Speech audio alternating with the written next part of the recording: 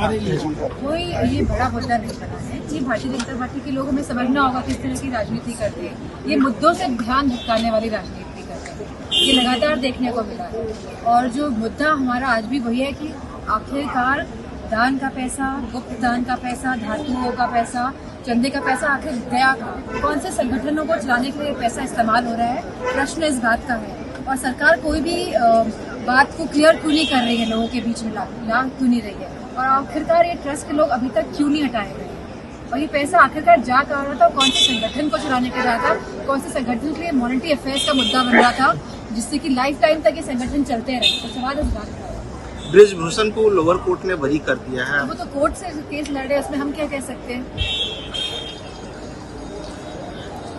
हम बेटियों पे नहीं पूछेंगे?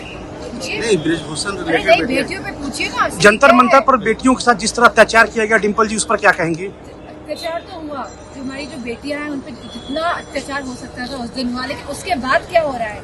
आप लोग 14, 15 साल की बच्चियों को आप सोशल मीडिया पर उनकी वीडियोस दिखा रहे हैं माफी मांगने की। आखिर कौन कर रहा है? आप तो बड़े पुरुषार्थ की बात करते थे आप लोग तो जिस तरह से रेप की धमकियां देंगे, अब यही भारतीय जनता पार्टी का नया भारत का यही है, जहाँ पे हमारी बेटियों को रेप की धमकियां दी जाएंगी, जहाँ पे उनको इंटिमिडेट किया जाएगा, जहाँ पे उनके साथ इतना ह्यूमिलेट किया जाएगा। क्या यही असली भारत है? आज का लेकिन युवा जागरूक है और वो जानता है कि उसको किस दिशा में और किस पथ पे चल रहा है। और मुझे खुशी इस बात की है कि पूरा युवा जागरूक है और हम सभी अपनी बेटियों के साथ और पूरे यूथ के साथ खड़े हैं। डिम्पल जी, प्रधानमंत्री जी कह रहे हैं कि बेटियों के साथ या किसी के साथ भी कोई FIR नहीं होगी, उनको माफ कर दिया, लेकिन बेटियों का आरोप है कि उन पर अभी मुकदमे हैं।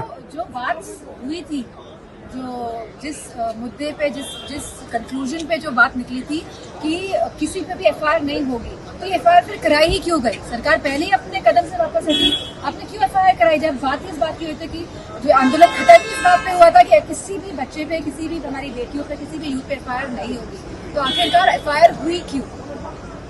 आप तो अपनी बात से पीछे हट गए ना, आपने तो धोखा दे दिया ना पूरे यूथ को। डिम्पल जी, पप्पू यादव पर जिस तरह कल हमला किया गया, उस पर क्या कहेंगे?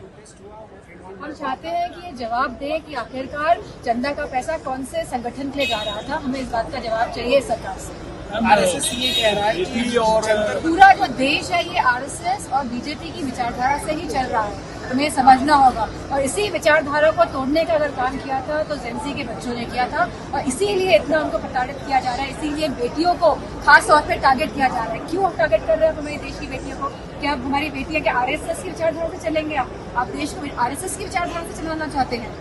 RSS ये कह रहा है कि जब जनता पार्टी पर जो प्रोटेस्ट हुआ था वो तो बच्चों को भी उन्होंने आतंकवादी कह दिया था कि बच्चे आतंकवादी है।